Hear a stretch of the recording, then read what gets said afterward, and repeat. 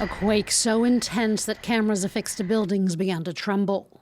In Kumamoto, Japan, at 4:27 in the afternoon, an earthquake measuring 7.1 on the Shindo scale hit the southwestern Japanese city. That is the highest level on Japan's shaking scale. The U.S. Geological Survey said it was 6.8 on their scales. The sound of breaking glass and screams could be heard as the quake hit. Several buildings were also on fire, with explosions detonating after the quake. Authorities said several people were trapped in a shopping mall after its second story collapsed, including multiple casualties. The Prime Minister said rescue efforts were ongoing. We are still assessing the number of casualties and the extent of property damage. There are also areas experiencing power outages and fires, as well as damage to roads and bridges and the collapse of buildings. Among the other buildings that were damaged was Kumamoto's castle.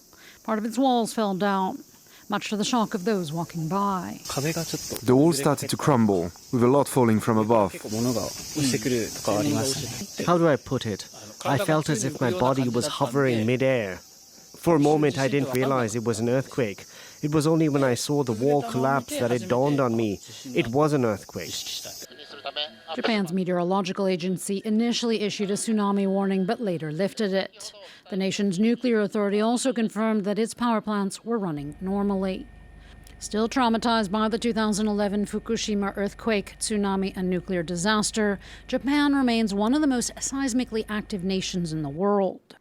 Located on the Pacific Ring of Fire, the archipelago is on top of 4 tectonic plates. Much of Japan's infrastructure is built to withstand the hundreds of small earthquakes that it weathers every year.